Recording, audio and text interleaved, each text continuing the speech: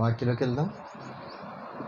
ఆదికాండము 43వ అధ్యాయం 23వ వాక్యం చదువుకున్నాం. ఆదికాండము 43వ అధ్యాయం 23వ వాక్యం చదువుకున్నాం. అందుకతడు నీకు క్షేమమగునుగాక, భయపడకుడి, మీ పితరుల దేవుడైన మీకు మీ గోనెల్లో ధనమిచ్చి. చిన్న ప్రార్థన చేసుకున్నాం. పరిశుద్ధుడా, ప్రేమగల తండ్రి, వాక్యమైన దేవ, మీరే మాతో మాట్లాడండి. వినగలిగే చెవి, గ్రహించే మనసు మా అందరికీ దయచేయండి. వాక్యమైన ప్రభా, నీ యొక్క నామాన్ని బట్టి నీకు స్తోత్రం చెల్లిస్తున్నాను తండ్రి. వాక్యంలో నేను మరుగైన మాటలను నీ యొక్క ప్రభా మర్మములను బయలుపరిచి మీరే మా అందరితో మాట్లాడమని యేసునామములో అడుగుతున్నాం తండ్రి. ఆమేన్. హల్లెలూయా. ఇక్కడ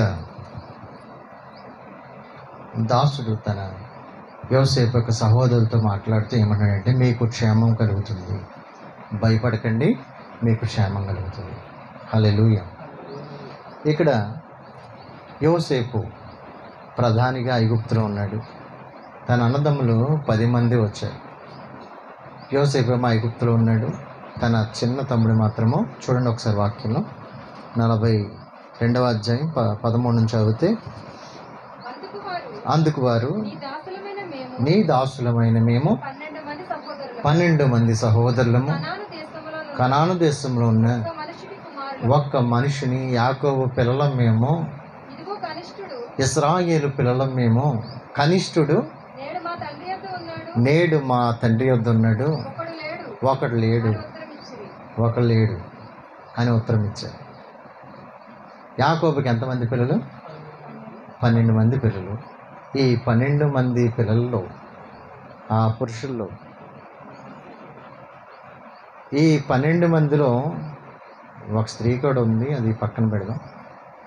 10 మంది మాత్రము ఈ యొక్క ఐగుప్తు వెళ్ళారు. ఎందుకు? కరువు వచ్చింది. దేశమంతా కరువు ఉంది. దేశమంతా ఎక్కడ కూడా ఆహారం దొరకట్లేదు. అటువంటి టైంలో వీళ్ళకి వినబడ్డది ఐగుప్తులో ఆహారం ఉందని, ఐగుప్తులో సమృద్ధి ఉందని, ఐగుప్తులో మనం ఎంత కావాల్సినంత ఆహారం దొరుకుతుందని విన్నారు. వెంటనే వీళ్ళు ఏం చేశారంటే, ఈ 10 మంది బయలుదేరి వచ్చారు. వీళ్ళకి యోసేపు అని అతని తమ్ముడని తెలియదు, వీళ్ళు అన్నలని ఆయనకి తెలియదు. వీళ్ళు మాట్లాడేటప్పుడు వీళ్ళు చెప్పిన దాన్ని బట్టి గుర్తుపెట్టేశాడు. మేము 12 మంది, 12 మందిలో కనిష్ఠుడేమో రాలేదు, ఒకడేమో లేడు. ఇవన్నీ కూడా చెప్తుంటే ఆ యొక్క యోసేపు అట్లా వింటున్నాడు. వీళ్ళు ఏం చెప్తారో విందామని. ఇంతకీ చూడండి 43వ అధ్యాయం 3వ వాక్యం చూడండి.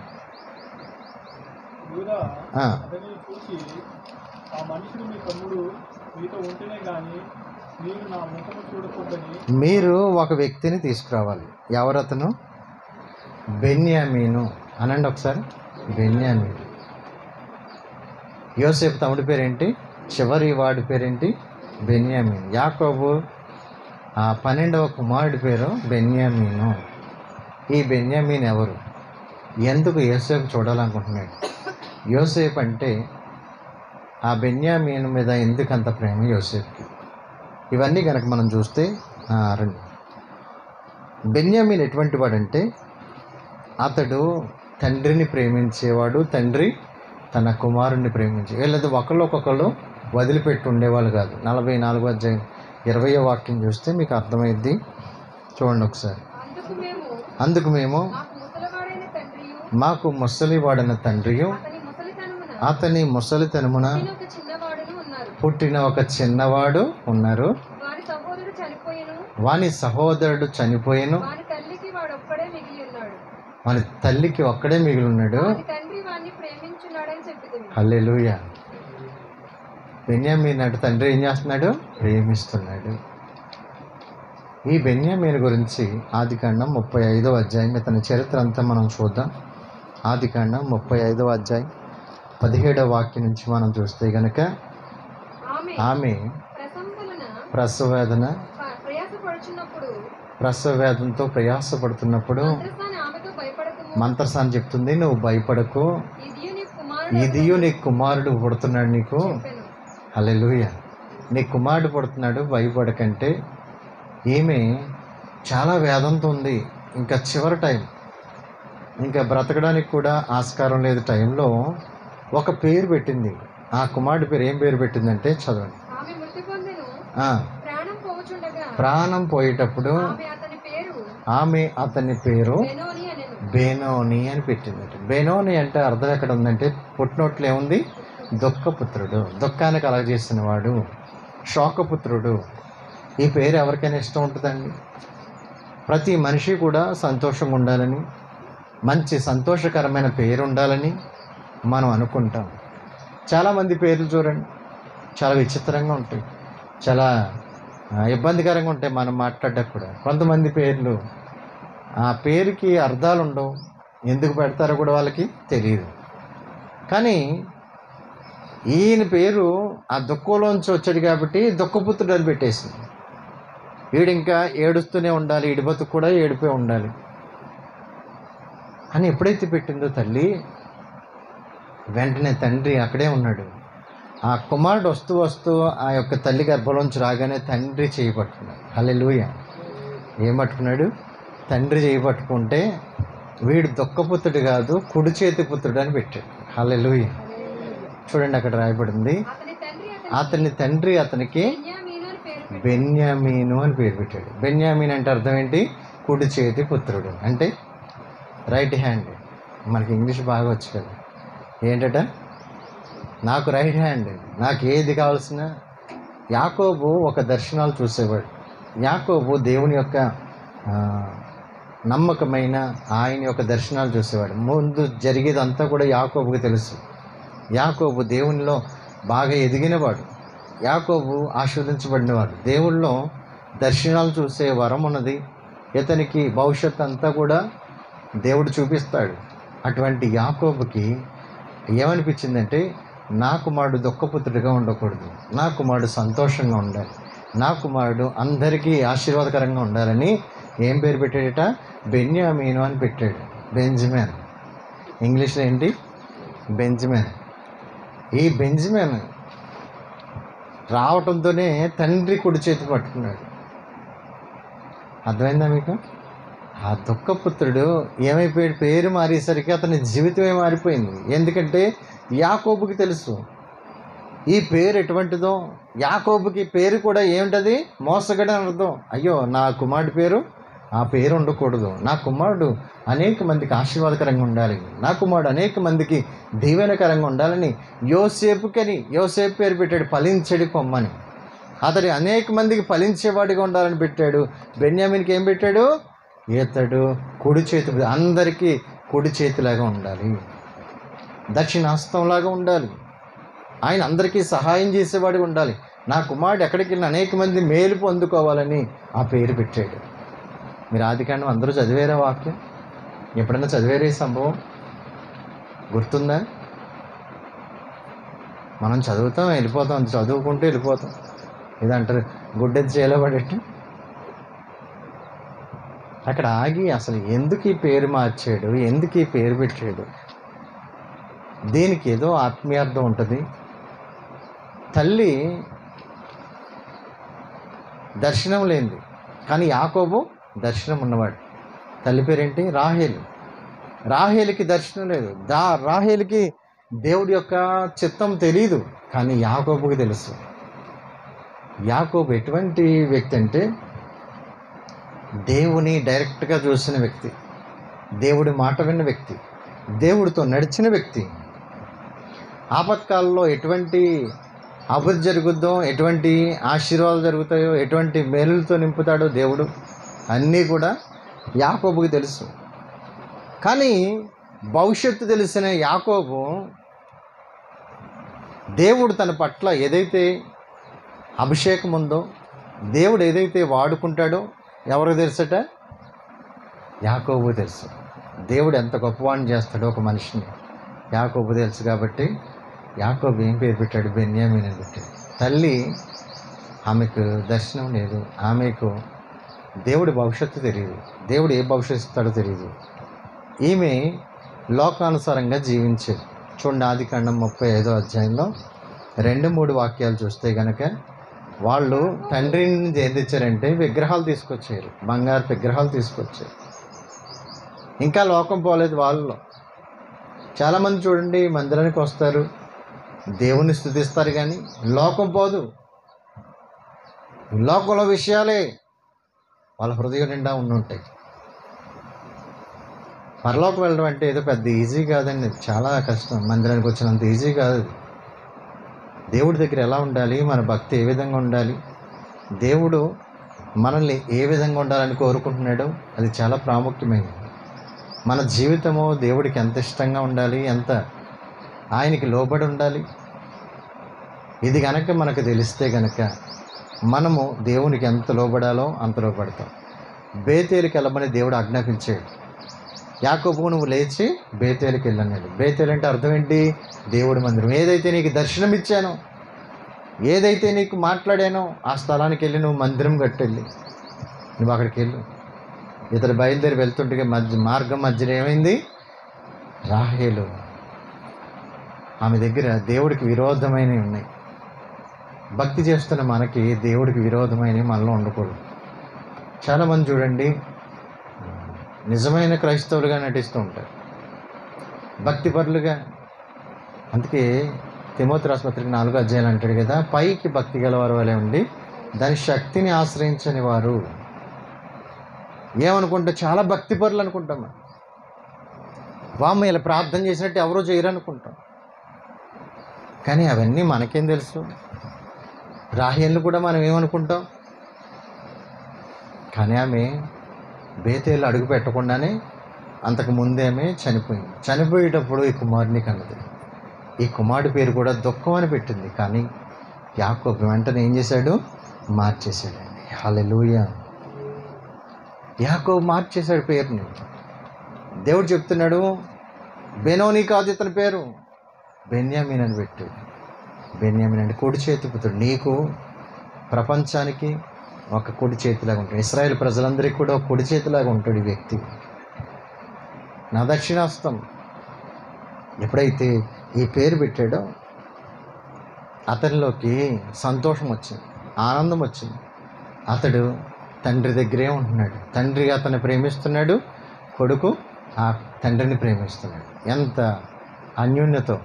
వీళ్ళని గురించి బైబిల్ ఏం రాయబడిందంటే వీళ్ళు పెన వేసుకుని ఉన్నారట. ఎలా ఉన్నారు? పెన వేసుకుని ఉన్నారు.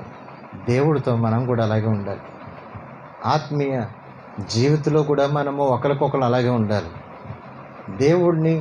దేవుని సంఘాన్ని, సేవకులకి దూరంగా ఉండకూడదు. మనందరము కూడా కలిసి ఉండాలి. ఆత్మీయంగా ఉన్నతమైన కృప కలిగి ఉండాలి. వాక్యం చెప్తుంది వాళ్ళట పెన వేసుకుని ఉన్నారు. తండ్రి కుమారుడు వాళ్ళు ఒకళ్ళు విడిచి ఒకళ్ళు ఉండలేరు. వారు ఎటువంటి పరిస్థితి వచ్చినా సరే వారు విడిపోయి ఉండేవాళ్ళు కాదు. అంత ఉన్నతమైన లేయా బ్రతికే ఉంది. లేయా బేతేలు అడుగుపెట్టింది. ఆమె గుడ్డిదైనా కానీ, ఆ కళ్ళు జబ్బున్నా కానీ ఆమె వాగ్దానంలోకి ఎందుకు వెళ్ళిందంటే యాకోబును అనుసరించింది. హల్లెలూయా. లోకాన్ని అనుసరించలేదు, యాకోబును అనుసరించింది. కాబట్టి ఈమె దేవుని యొక్క సన్నిధిని వెళ్ళగలిగింది. ఈ 10 మంది కూడా ఎక్కడ ఉన్నారు? ఇప్పుడు ఐగుప్తు దేశం వచ్చారు. ఎందుకు వచ్చారు? ధాన్యం కావాలి వీళ్ళకి. వీళ్ళు తినడానికి తినలేదు, వీళ్ళ కరువులో ఉన్నారు. ఇప్పుడు వీళ్ళకి ఆహారం కావాలి. యోసేపు దగ్గరికి వెళ్ళి సాగిలపడి చెప్తున్నారు, అయ్యా మాకు ఆహారం కావాలి. ఆయన ఏమన్నాడంటే, మీరు ఎంత యథార్థవంతులో నేను చూస్తానులే.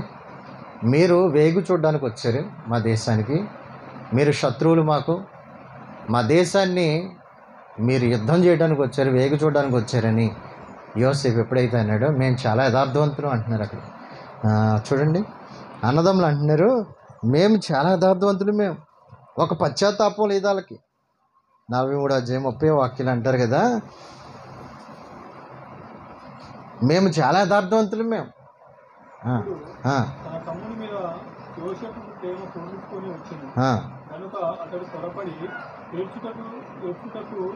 చోటు వెలికి లోపల గదిలోకి వెళ్ళి ఆ, అక్కడ ఏడ్చెను. ఉమ్, అప్పుడు అతడు ముఖము కడుక్కొని వెలుపలికి వచ్చి తన్ను తాను అణుచుకొని భోజనం వడ్డించుడని చెప్పాను. ఆ, అతనికి అది కాదు ఒకసారి చదువు. మేమందరము మేమందరము ఒక మనుషుని కుమారులము, ఒక మనుషుని కుమారులు, మేము ఆ, యథార్థవంతులమే యథార్థవంతులమే కానీ దాసులమైన మేము మీ దాసులమైన మేము వేగుల వారం కామని వేగిల వాళ్ళం కాదు మేము. అతనితో చెప్పిరి. చూడండి, యోసేపు దగ్గరికి వచ్చేయమంటున్నారంటే యోసేపుకి తెలుసు వాళ్ళు అన్నదమ్ములని తెలుసు, కానీ యోసేపు కొంతసేపు వాళ్ళని పరీక్షిస్తున్నాడు. ఎంత యథార్థవంతులో చూద్దాం అనుకుంటున్నారు. తప్పు ఒప్పుకుంటారేమో అని చూస్తున్నారు. ఎంతమంది అంటున్నారు? మేము 12 మంది, ఒకే తండ్రి పిల్లలం మేము. కానీ ఒకడు చనిపోయాడు, ఒకడేమో తండ్రి దగ్గర ఉన్నాడు. 10 మంది మేము చాలా యథార్థవంతులు అండి. యథార్థవంతులు వీళ్ళు. ఈ 10 మంది యథార్థవంతులండి. యోసేపుని కొట్టి గుంటలో పడేసి అమ్మేశారు వీళ్ళు. యోసేపుని హింసపెట్టిన వాళ్ళు, యోసేపుని ఇబ్బంది పెట్టిన వాళ్ళు. యోసేపుకి తెలీదా వీళ్ళు ఎంత యథార్థవంతులో? అందుకే యోసేపు అంటున్నాడు, మీ యథార్థం ఏంటో చూస్తాను, ముందు మీ వెళ్ళి బెన్యామిన్ తీసుకురండి. మీ 10 మంది ఇక్కడ ఉండండి, బెన్యామిన్ తీసుకురండి అంటే 10 మంది ఉండిపోతే ఎలాగా? 10 మంది వద్దులే కానీ ఒక్క నుంచి షిమ్యోన్ నుంచి మీరు వెళ్ళండి అన్నాడు. తండ్రి అంటున్నాడు, బెన్యామిన్ మాత్రం నేను పంపను. హల్లెలూయా. ఎందుకంటే దేవుని పిల్లలు ఎలా ఉండాలి? బెన్యామిన్ని పంపడానికి తండ్రి ఎందుకు ఇష్టపడలేదంటే, ఆ బెన్యామిన్ని కూడా యోసేపులాగా చేస్తారండి. యోసేపుని ఆహారం ఇచ్చి పంపించి మీ అన్నదమ్ములు చూసిరా అని పంపితే ఏం చేశారు వాళ్ళు? ఎగతాళి చేసి కొట్టి హేళన చేసి అతన్ని కలలకు అనేవాడు వచ్చేట్రా అని గుంటలో పడేసి కొట్టి అతని గొర్రె పిల్లని చంపి రక్తం రాసి తండ్రికి ఏం చూపించారు? చనిపోయింది నీ కుమారుడు అని చూపించారు. బెన్యామిన్ కూడా అలాగే చేస్తారు. వీళ్ళు చాలా భయంకరులు, వీళ్ళు చాలా దుర్మార్గులు. వీళ్ళు నమ్మటానికి లేదని ఆ తండ్రి వీళ్ళతో పంపించడానికి ఇష్టపడలేదు. చాలామంది చూడండి, నమ్మకస్తులు కావాలి దేవుడికి. పూర్వము హింసకుణ్ణి దోషకుణ్ణి అంటాడు పౌలు. కానీ ఒక్కడి విధేయత వలన అనేక మంది రక్షణ పొందుతారు. బెన్యామీను యథార్థవంతుడు, బెన్యామీను చాలా న్యాయవంతుడు. బెన్యామీను అతడు నోరు తెరవలేదు. ఎక్కడ కూడా బైబిల్లో చూస్తాం మనం బెన్యామీను నోరు తెరిచినట్టుండదు. అతడు దీవించబడ్డానికి, అతడు 5 ఆశీర్వదించబడాలని వాక్యం ఉంటుంది. మనకి యోబు గురించి 2 తెలుసు, కానీ బెన్యామీన్ని దేవుడు ఎలాగ ఆశీర్వదించాడట? 5 ఆశీర్వదించాడు. హల్లెలూయా. ఇతడు ఎంతగా ఆశీర్వదించబడ్డ కారణం ఏంటంటే, అతడు తండ్రి చేత ప్రేమించబడ్డాడు. తండ్రి చేత అతడు ఉన్నతమైన కృప చూపించాడు. వీళ్ళు ఎలాంటి అంటే 10 మంది వీళ్ళు ఇష్టం వచ్చినట్టు బ్రతికేవాళ్ళు. ఇతను మాత్రమే తండ్రి దగ్గర ఉండేవాడు. ఈ 10 మంది మా జీవితం మాది, మమ్మల్ని అడిగేవాళ్ళు ఎవడున్నాడు, మా భక్తి మాది అలాంటి నువ్వెవరు? 38వ అధ్యాయం 1వ వాక్యం చూస్తే కనుక అక్కడ యోధ అనేవాడు చూడండి, హీరా అనే దేశం పోయి అక్కడ నివసించాడు. నా ఇష్టం, నేను ఇక్కడ ఉంటాను. ఇంకెవరిష్టం వచ్చినట్టు వాళ్ళు 10 మంది కూడా తండ్రి మాట వినేవాళ్ళు కాదు, ఇష్టం వచ్చినట్టు బతికేవాళ్ళు. అసలు యోసేపుని ఎందుకు హింసించారు? వీళ్ళ చేసే చెడ్డ పనులు చెప్తున్నాడనే కదా. అగో అయ్యా నాన్న, ఈరోజు వీళ్ళు గొర్రెని కోసం చంపు తిన్నారు, తిన్నా పర్లేదు, 10 గొర్రెలు పల్లనోళ్ళకి అమ్మేశారు. ఆ డబ్బులు తీసుకుని వీళ్ళు ఇష్టానుసారంగా చేస్తున్నారు. ఇవన్నీ కూడా ఎవరు చెప్పేవాడు? తండ్రికి వచ్చి చెప్పేవాడు. ఉండాలి, సంఘంలో కూడా ఇలాంటి వాళ్ళు ఉండాలి. ఎందుకంటే యోసేపు లాంటి వాళ్ళు ఉండాలి. ఎవరు ఎలాంటి వాళ్ళో తండ్రికి చెప్పాలి. ఎవరి జీవితం ఏంటో తండ్రికి చెప్పేవాళ్ళు ఉండాలి. అందరూ భక్తిపరులు, అందరూ మంచిగానే ఉన్నారనుకుంటాం మనం. పలానా వాళ్ళు ఒక్కొక్కసారి నాకు బాధ కలుగుద్ది. ఎందుకంటే ఒక్కొక్క విషయం తెలిసినప్పుడు పలానా వాళ్ళు ఇటువంటి వాళ్ళ అని మనకి మనసు నొచ్చుకొని కన్నీరు వచ్చేంత బాధ అవుతుంది. దేవుడి దగ్గర నటించేంత ఇది ఉండకూడదు. మనం దేవుడి దగ్గర మనము యథార్థంగా బ్రతకాలి, బెన్యామీనులాగా బ్రతకాలి. బెన్యామీను తండ్రితో పాటు ఉన్నాడు. తండ్రి ఇష్టాన్ని నెరవేర్చిన వాడు, తండ్రి చిత్తాన్ని నెరవేర్చిన వాడిగా మనం చూస్తాం. 42వ అధ్యాయం 4వ వాక్యం చూడండి.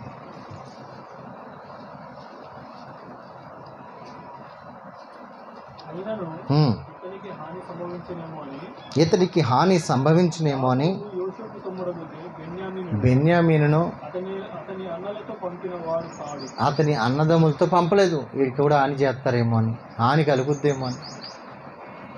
వీళ్ళు వచ్చి సింహము ఏదో తినేసింది క్రూరమృగం అని చెప్పినట్టుగానే చెప్తారు కదా అని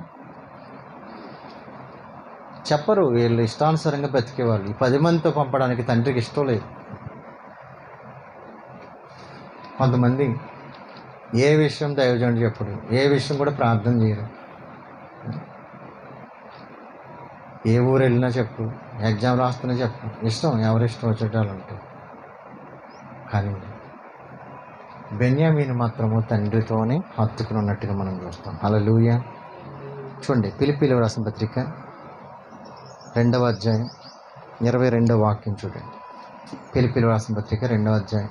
అతని యోగ్యత అతని యోగ్యత మీరు మీరు ఎరుగుదురు. ఎరుగుదురు. తండ్రి కుమారుడు ఎలాగ సేవ తండ్రికి కుమారుడు ఎలాగ సేవ చేయను, చేయను అలాగే అతడు నాకు కూడా ఒక దైవజనుడికి, అలాగే పౌలు గారికట, తిమోతి ఎలా ఉన్నాడట, ఒక తండ్రికి తన కుమారుడు ఎలాగైతే సేవ చేస్తాడో అలాగే అతడు ఆ, నాతో కూడా నాతో కూడా సువార్త వ్యాపకము నిమిత్తం సువార్త వ్యాపకము నిమిత్తంలో సేవ చేశాను. సేవ చేశాడు. అందరూ సొంత కార్యాలే. ప్రార్థనకి రండి, పని ఉందండి, నీరసం వచ్చేసిందండి. ఏ పెళ్ళి అయితే వెళ్ళవా, ఫంక్షన్ అయితే వెళ్ళవా నువ్వు? ప్రార్థన అంటే నీకు లోకమైందా? అంతకుముందు వాక్యం చూడండి, అందరూ 21 చూస్తే అందరూ తమ సొంత తమ సొంత కార్యాలనే చూసుకుంటున్నారు కానీ యేసుక్రీస్తు కార్యములను చూడరు. కానీ తిమోతి మాత్రమట పౌలు గారి దగ్గరే ఉండి ఆ తండ్రిలాగా ఆదరించి, తండ్రిలాగా దేవుడి పనిలో తోడు ఉన్నట్టుగా మనం చూస్తాం. హల్లెలూయా. దేవుడికి దగ్గరగా ఉన్న వాళ్ళు, దేవుడి సన్నిధికి దగ్గరగా ఉన్న వాళ్ళని దేవుడు ఇష్టపడతాడు. 10 మందిని కోరుకోలేదు. 10 మంది వాళ్ళ ఇష్టానుసారం బతుకుని వాళ్ళతో మనకు పని లేదు. కానీ నువ్వు మాత్రం దేవుడికి దగ్గరగా ఉండాలి, సంఘానికి దగ్గరగా ఉండాలి, దేవజండికి దగ్గరగా ఉండాలి. యాకోబు తను పెన వేసుకుని ఉన్నాడట కుమారుణ్ణి. వాక్యంలో చూస్తే కనుక 30వ వాక్యం చూడండి. ప్రేమ పరులకు వచ్చింది. వాళ్ళని చూసినప్పుడు, 10 మందిని చూసినప్పుడు సంతోషం కలగలేదు యోసేపుకి. బెన్యామీన్ను చూడగానే ప్రేమ పొంగు వచ్చేసిందట. హల్లెలూయా. ఇప్పుడు అడుగుతున్నాడు, ఎంతమంది పిల్లలు ఏంటని అడిగితే, మేము 12 మంది, ఒకడు చచ్చిపోయాడు, ఒకడేమో చిన్నోడు బెన్యామీన్ అంటే. ఇప్పటికైనా యథార్థంగా ఉండంటారా? ఇప్పటికైనా సరి చేసుకుంటారా బతుకు? ఇప్పటికైనా యథార్థంగా బతుకుతారేమో అని చూస్తున్నాడు యోసేపు. కానీ మేము యథార్థవంతులు, మేము న్యాయవంతులు అని చెప్తున్నారు తప్ప యోసేపు తెలియదా? యోసేపుకి అంతా తెలుసు, తన అన్నల గురించి అంతా తెలుసు. బెన్యామీను చూడగానే అతనికి ప్రేమ వచ్చేసింది, పొంగు వచ్చేసింది. తండ్రి ఉపదేశంలో ఉన్నవాడు బెన్యామీను, తండ్రితో పాటు పెరిగినవాడు, తండ్రి మాట వినేవాడు. మంచి పేరు తెచ్చుకోవాలి, నువ్వు మౌనంగా ఉండి ఎక్కడికి వెళ్ళినా దేవుని కొరకు బ్రతుకని యాకోబు బెన్యామీన్తో మాట్లాడుతూ వచ్చాడు. నీకు నిందలు రావచ్చు, హింసించవచ్చు, బాధలు రావచ్చు, కష్టం రావచ్చు, కానీ మౌనంగానే ఉండు. నీ మౌనమే నీకు విజయం ఇస్తుంది. మీ అన్నలాగా నువ్వు ఉండొద్దు. నువ్వెక్కడికి వెళ్ళినా ఒక సాక్షి బిడ్డగా నువ్వు ఉండాలి, యథార్థంగా బ్రతకాలి. వీళ్ళెవరు? మీరు ఎక్కడికైనా వెళ్ళినప్పుడు ఏమడుగుతారు? మీరు ఒకవేళ బూతులు మాట్లాడుతుంటే ఏమంటారు తెలుసా అండి? మీరు ఏ సంఘానికి వెళ్తున్నారు, ఏ పాస్టర్, ఈ పాస్టర్ ఇలాగే చెప్పాడా అంటారు.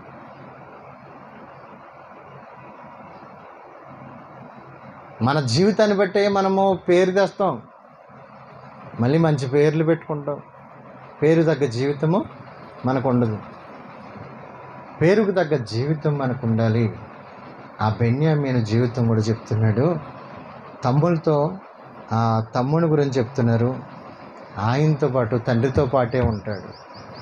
అన్నలు చెప్తున్నారు, ఆ తండ్రితో పాటు ఉంటాడు మా తమ్ముడు, తండ్రిని హత్తుకొని ఉంటాడు. అయితే మీరు ఒక పని చేయండి, మీరు 10 మంది ఇక్కడ ఉండి ఉండొద్దులే, కానీ ఒక్కడి నుంచి షిమియోన్ నుంచి మీరు వెళ్ళండి. షిమియోన్ నుంచి ఏం చేశారు వీళ్ళు? మళ్ళీ కనాను వెళ్ళారు. ఎందుకు? బెన్యామీని తీసుకురావడానికి వెళ్తే తండ్రి ఇష్టపడ్డా, నేను నా కుమారుణ్ణి పంపను. ఆ కుమారుడు ఎటువంటి వాడంటే చూడండి, 42:24 షిమియోన్ని మాత్రం బంధించి జైల్లో పెట్టేసి ఈ 9 మందిని పంపించాడు. మీరు వచ్చేటప్పుడు మాత్రం తప్పకుండా బెన్యామీని తీసుకురండి. 42:24. అతడు వారి యొద్ద నుండి అవతలకు పోయి 42:24 చదువు. అవతలకు పోయి ఏడ్చి మరల వారి యొద్దకు వచ్చి వారితో మాట్లాడి వారిలో షిమ్యోనును పట్టుకొని వారి కన్నుల ఎదుట అతన్ని బాధించిన. మరియు యోసేపు వారి గోనెలను ధాన్యముతో నింపుటకును ఎవరి రూకలు వారి గోనెలు తిరిగి ఉంచుటకును ప్రయాణము కొరకు భోజన పదార్థం వారికి ఇచ్చుటకును ఆజ్ఞ ఇచ్చెను. చూడండి, మీరు వెళ్ళి బెన్యామీని తీసుకొస్తే మీకు బయలుస్తాం, షిమ్యోన్ని విడిచిపెడతాం. ఇప్పుడు ఎవరు రావాలి? బెన్యామీన్ రావాలి. ఒక వ్యక్తి వస్తే ఒకరిని విడిచిపెడతారు. జైల్లో ఉన్నవాడిని విడవాలంటే, మీ 10 మంది కూడా విడిచిపెట్టాలంటే ఆ వ్యక్తి రావాలి. నీతిమంతుడైన యేసయ్య మన కోసం వచ్చినప్పుడే మన విడుదల వచ్చింది. హల్లెలూయా. నీతిమంతుడైన దేవుడు మనతో ఉండాలి. ఆ తండ్రి ఎటువంటి వాడంటే నీతిమంతుల పక్షంగా దేవుడు న్యాయం చేసేవాడు, నీతిమంతుల పక్షంగా గొప్ప కార్యాలు చేసేవాడు. చూడండి, 44:30 చూడండి.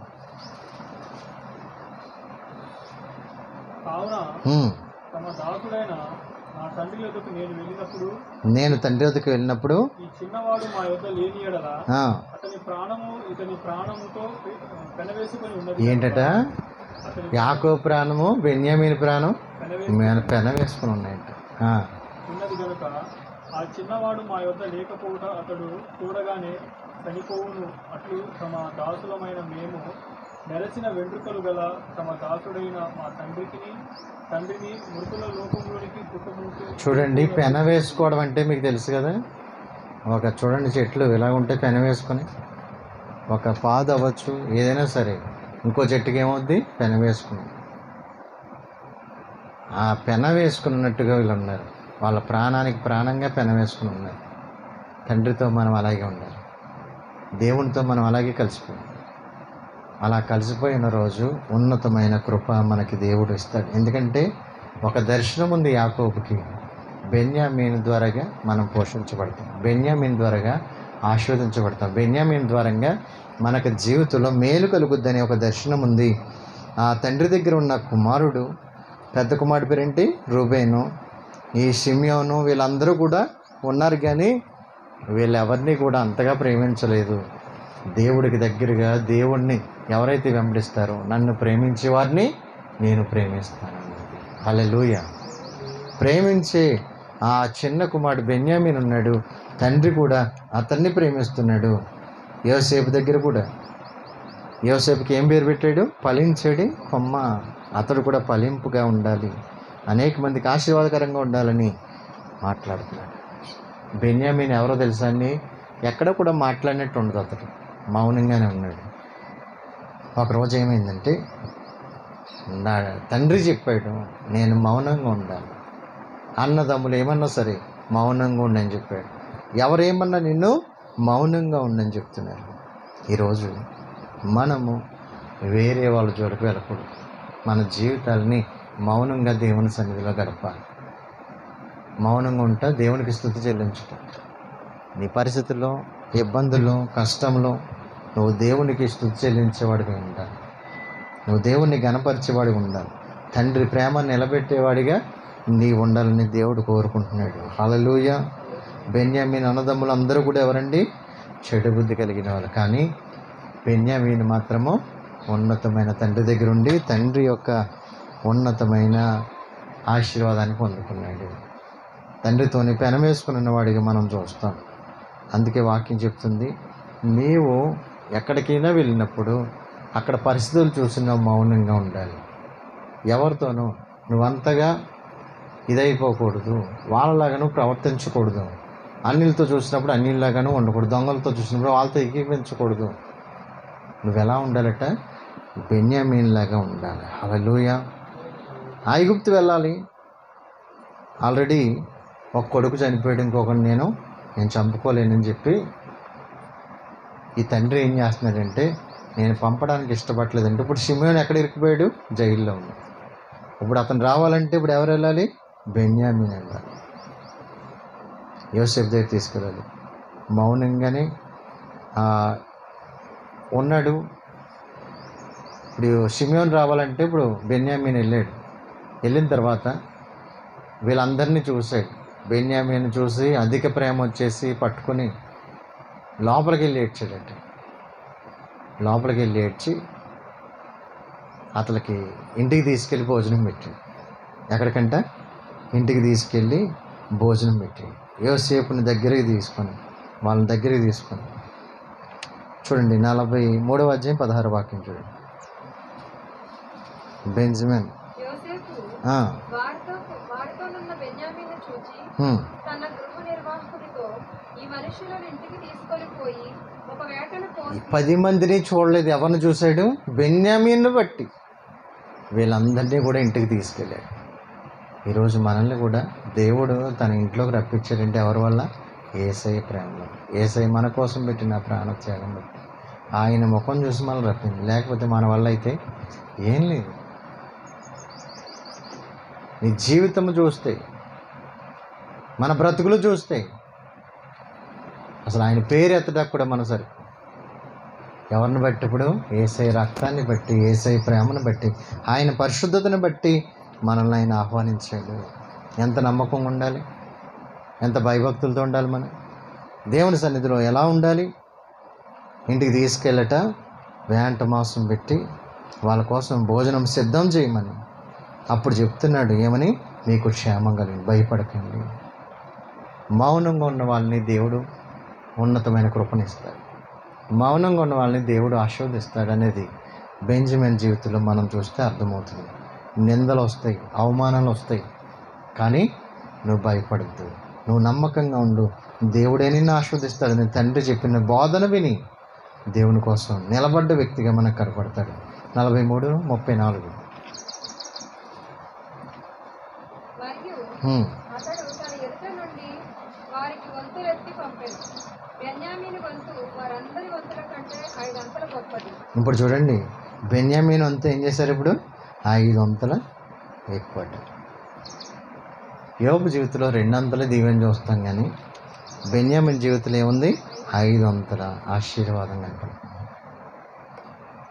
ఆశీర్వాదం ఇచ్చే దేవుణ్ణి కలిగి ఉండి ఆశీర్వాదం పొందుకొని మనం ఎలా ఉండాలట? యథార్థంగా, మౌనంగా దేవుని సన్నిధిలో కనిపెడితే తప్పకుండా యేసయ్యని బట్టి మనకు ఎలాగ ఆశీర్వాదం కలిగిందో బెన్యామీని బట్టి ఆ సహోదరులందరికీ కూడా, మొత్తం ఇశ్రాయేలు ప్రాంతం అంతటిని కూడా రక్షించినోడు ఎవరు? యోసేపు ఆహారం సిద్ధపరిస్తే వాళ్ళందరికీ ఆహారం పెట్టినోడు ఎవరు? బెన్యామీను. హల్లెలూయా. బెన్యామీను ముఖం చూసి వాళ్ళకి ఆహారం ఇచ్చాడు. బెన్యామీన్ని బట్టి వాళ్ళని పోషించాడు. దేవుడు యోసేపు నిలబెడితే బెన్యామీన్ని తమ్ముడు చూశాడు, అన్నయ్య చూశాడు. అన్నయ్యని బట్టి, తమ్ముడిని బట్టి అందరూ ఆశీర్వదించారు. గొర్రె బొచ్చు కత్తిరించిన వాని ఎదుట గొర్రె మౌనంగా ఉన్నట్లుగా యేసయ్య ఎలాగైతే మన కోసం ఆయన కల్వరి శిలువలో ప్రాణం పెట్టినప్పుడు, కాళ్ళలో చేతుల్లో సీళ్ళు కొడుతున్నప్పుడు, మళ్ళీ కిరీటం పెడుతున్నప్పుడు ఆయన ఎలా ఉన్నాడట? మౌనంగా ఉండిపోయాడు. ఆ మౌనం ఏం చేసిందో తెలిసి మనందరికీ రక్షణ ఇచ్చింది. ఆదాము ఒక్కడి వల్ల అందరూ చెడిపోయి చెడు మార్గానికి వెళ్తే, గొర్రె తప్పిపోతే అందరూ తప్పిపోయినట్టుగా ముందు గొర్రె వెళ్ళినప్పుడు ఒక్కడి అవిధేయత అందరికీ పాపం తెచ్చిపెడితే ఒక్కని విధేయత అందరికీ రక్షణ తెచ్చిపెట్టింది. ఆదాము చేసిన పాపాన్ని యేసుక్రీస్తు వారు ఒక్కడు తన ప్రాణం అర్పించి అందరికీ విడుదలిచ్చాడు. బెన్యామీను వల్ల ఏం జరిగిందంటే యేసుక్రీస్తు వారికి సాదృశ్యం. బెన్యామీను ముఖం చూసి ఆ కుటుంబంలో విడుదల కలిగింది, ఆహారం కలిగింది, సమృద్ధి కలిగింది. హల్లెలూయా. 5 దీవెన కలిగినట్టుగా మనం చూస్తాం. ఒకని వల్ల రక్షణ వచ్చింది మనకి, ఒకని వల్ల రక్షణ పొందేం మనం. చూడండి 44వ అధ్యాయం మొదటి వాక్యం చూస్తే కనుక యోసేపు ఆ మనుషుల గోనెలు పట్టినంత ఆహార పదార్థములతో వాటిని నింపి ఎవరి రూపలు వారి గోనె మూతిలో పెట్టుమనియు, కనిష్ఠుని గోనె మూతిలో తన వెండి గిన్నెయు అతని ధాన్యపు రూపలను పెట్టుమనియు తన గృహ నిరోధకునికి ఆజ్ఞాపింపగా యోసేపు చెప్పిన మాట చొప్పున అతడు చేసిన. చూడండి, అందరికి కూడా ఈ యొక్క ఆహారం పెట్టిన తర్వాత సంచుల్లో ఇతనికి 5 సంచి అందులో ఏం చేశారట, ఆ యొక్క ప్రభు యొక్క గిన్నె, ఆ వెండి గిన్నె ఒకటి అందులో పెట్టేశారు, ఆహారపు గిన్నె. యోసేపు కావాలని చేయించాడు, ఎందుకంటే వీళ్ళు ఎంత యథార్థవంతులో చూద్దామని. ఇప్పుడు ఎవరు గోన్లో పెట్టారు? బెన్యామీను దాంట్లో పెట్టారు. ఇప్పుడు వాళ్ళు అంటున్నారు కదా, మేము దొంగతనం చేసే వాళ్ళం కాదు, మేము యథార్థవంతులు, మేము చాలా నీతిమంతులు.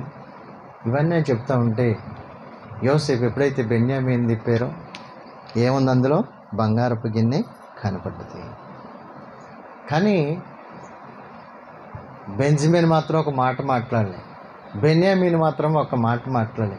నేను చేయలేదు, నేను ఏ తప్పు చేయలేదని కూడా చెప్పట్లేదు, అసలు మౌనంగా ఉన్నాడు. అన్నలేనో వాదింతా ఉన్నారు ఎత్తంతో. ఏమని? ఎరా తండ్రి నీకు ఇదే నేర్పించాడా? తండ్రి ఇలాగ మౌనంగా ఉండమన్నాడా? గిన్నె పెట్టుకోమన్నాడా? ఇష్టానుసారంగా మాట్లాడుతుంటే ఇది బెన్యామీన్ మాత్రము అస్సలు మాట్లాడలేదు, మౌనంగానే ఉన్నాడు. తర్వాతకి ఏమైందో తెలుసా? బెన్యామీను యథార్థత ఏంటో మౌనంగా ఉండే ఆస్వాదించబడ్డాడు. ఒక్కొక్కసారి లేని నిందలు కూడా మన మీదకి వస్తాయి, లేని కూడా మనం చుట్టుకుంటూ ఉంటాయి, పడరాని మాటలు కూడా పడాల్సి వస్తుంది. అలాంటప్పుడు ఏం చేయాలంటే మౌనంగా మనం ఉండాలి. ఏమో దేవుడి చిత్తం ఏమైంది. శోధన సహించిన వాడు ధన్యుడని వాక్యంలో రాయబడి, అతడు శోధన నిలిచిన వాడైతే ప్రభు తను ప్రేమించే వారికి ఇచ్చిన వాగ్దాన కిరీటం ఇస్తాడట, నీతి కిరీటం ఇస్తాడట, విజయ కేతనం ఇస్తాడట. నువ్వు ఆస్వాదించబడాలి, 500 దీవెన నాకు కావాలనుకుంటున్నావు అనుకో, నీకేమొస్తుంది? శోధన కూడా వస్తుంది. శోధన తర్వాత ఏమొస్తుంది? 500 దీవెన ఉంటుంది. ఈరోజు నేను అవమానంతో అనుకుంటేమో, నేను బాధలో ఉన్నానుకుంటేమో, నేను కన్నీటితో పుట్టానేందానని బెన్యామీన్ అనుకున్నాడు. కానీ తర్వాత తెలిసింది బెన్యామీను పేరు మార్చేసరికి ఇప్పుడు 500 ఆశీర్వాదానికి కారకుడిగా మారిపోయాడు. ఇది నా జీవితము కన్నీరేంగా అనుకున్నాడు. కానీ తండ్రి ఏం చేశాడు?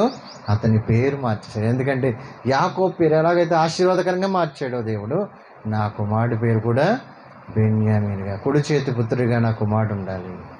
అందుకే వాక్యం రాయబడింది, నీతి అని నా దక్షిణ హస్తముతో నేను మిమ్మల్ని ఆదుకుంటాను. యేసయ్య ఆదుకున్నాడు మనల్ని, యేసయ్య అగ్నిగుండంలోంచి రక్షించాడు మనల్ని. అలాగే బెన్యామీను కూడా కరువు దేశంలో ఉన్న ఇశ్రాయేల్ ప్రజల్ని ఇప్పుడు అతని ముఖం చూసి ఆహారం పెట్టేలాగా బెన్యామీను బ్రతికినట్లుగా మనం చూస్తాం. నువ్వు ఆశీర్వాదకరంగా ఉండాలంటే ఆ వెండి గిన్నె దేనికి విమోచన, దేనికి సూచనగా ఉంది? విమోచనకు సూచన. మనల్ని విమోచించాడు యేసయ్య. ఆయన దైవత్వం కలిగిన వెండి బంగారంలో దైవత్వానికి సాదృశ్యం, విమోచనకు సాదృశ్యం. మనల్ని విమోచించాడు, మనల్ని విమోచించిన దేవుని కలిగి ఉన్నాడు.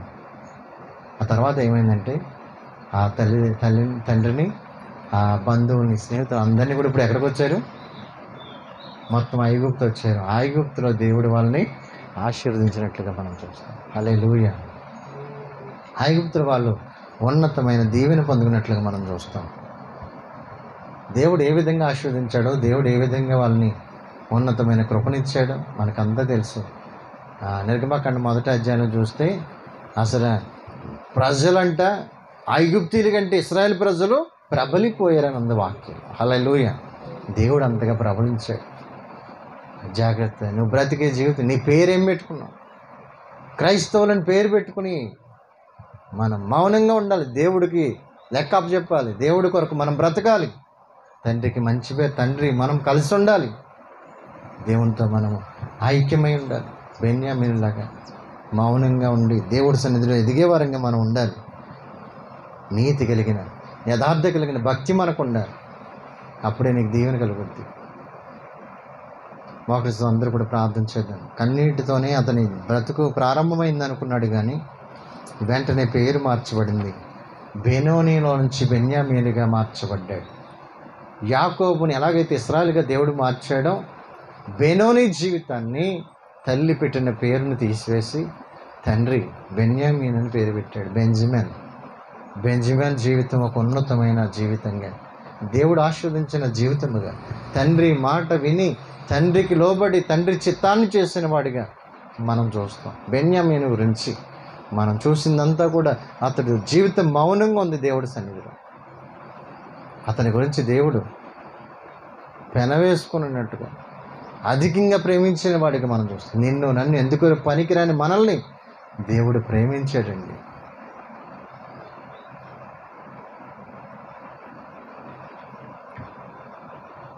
మనల్ని ప్రేమించి దేవుడు లోకమును ఎంతో ప్రేమించి ఆయన అద్వితీయ కుమారుడికి లోకానికి వచ్చాడు. తండ్రి రొమ్మున ఆనుకుండే ఆయన మన కోసం దిగొచ్చాడు, మన కోసం తన ప్రాణం అర్పించాడు. ఎప్పుడు విడదీయని బంధము ఆయన విడిచి పరలోకాన్ని విడిచి ఈ లోకానికి వచ్చాడు. ఏమీ లేనివాడిగా తండ్రిని విడిచిపెట్టి మనందరి పాపములను దోషములను క్షమించడానికి వేసి ఈ లోకానికి వచ్చాడు. కుడి చేతి పుత్రుడైన తండ్రి నా చేయని విడవకని ఎందుకు ప్రార్థన చేశాడు తెలుసు? ఐక్యమైన బంధం అది, విడదీయని బంధం అది. కానీ విడిచి వచ్చాడు ఎవరి కోసం? నీ కోసం, నా కోసం. ఆ 10 మంది సహోదరులాగే మనలో నీతి లేదు, యథార్థత లేదు. కానీ నిన్ను నన్ను విడిపించడానికి, షిమియోన్ని ఎలాగైతే చెరలోంచి రావడానికి బెన్యామీను వచ్చాడు, మనల్ని రక్షించడానికి యేసయ్య లోకానికి వచ్చాడు. ప్రార్థన చేద్దామా? యేసయ్య, అవునయ్యా, మాలో నీతిమంతుడు లేడు, ఒక్కడు లేడు. అందరూ పాపం చేసి దేవుడు అనుగ్రహించి మహిమను పోగొట్టుకుంది. తండ్రి, మా జీవితాలు వ్యర్థమైనవి తండ్రి. మా కోసం నీతిమంతుడైన యేసయ్య నువ్వు వచ్చావు తండ్రి. పరిశుద్ధుడైన దేవుడు మన కోసం వచ్చావు.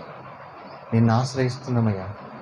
నీ వల్లే మాకు ఈ రక్షణ కలిగింది, నీ వల్లే మాకు విమోచన కలిగింది, నీ వల్ల నరకం నుంచి తప్పించబడ్డాం. మేము నిన్ను బట్టి, నీ సిలువ రక్తాన్ని బట్టి, నీ నామాన్ని బట్టి మేము రక్షణ పొందాం తండ్రి. అంత గొప్ప ధన్యత మాకు ఇచ్చావు తండ్రి.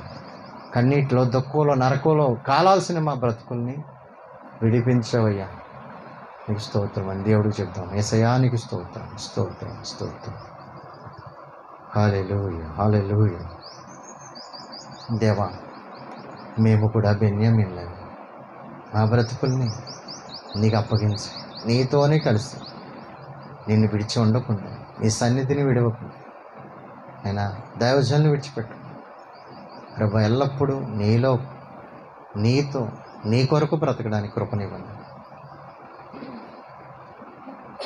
యోహాను 3 పత్రికలు అంటాడు, నా పిల్లలు సత్యమును అనుసరించి నడుచుకున్నారు. ఆ మాట వింటే నాకెంత సంతోషం అంటాడు పౌలు గారు. మనందరం సత్యం గురించి అనుభవ జ్ఞానం కలిగి ఉంటే దేవుడికి ఎంత సంతోషం అండి. నీ సాక్ష్యం అనేక మందికి వారి మనసును కలగచేయాలి. నువ్వు ఎక్కడికి వెళ్తే అక్కడ దీవెన కలగాలి, ఎక్కడ అడుగుపెట్టినా అది ఆశీర్వాదకరంగా మారిపోవాలి. అటు కృప దేవుడు మనందరికీ అనుగ్రహించునుగాక. ఆమేన్. హల్లెలూయా.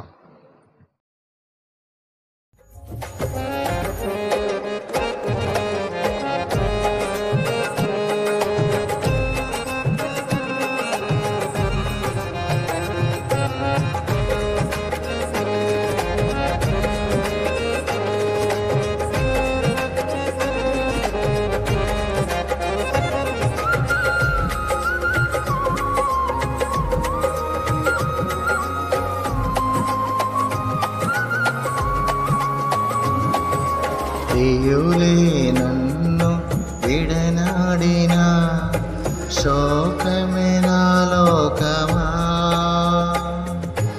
అనాథగానే మిగిలానే నా కథ ముగిసినదే. నీ కుడి చేతిలో ఉంచగనే బెన్యామీను వంతుగా మారే.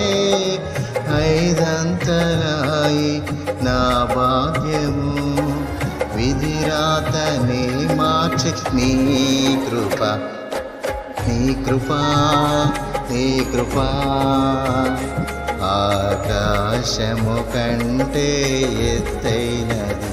నీ కృపా, నీ కృపా ఆకాశము ఆకాశము కంటే ఎత్తైనది మౌనిగా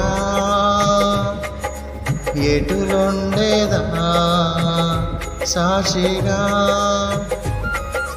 ప్రచురించక నా తుది శ్వాస వరకు నీ చెంత చేరే వరకు నా తుది శ్వాస వరకు నీ చెంత చేరే వరకు నా తుది శ్వాస వరకు నీ చెంత చేరే వరకు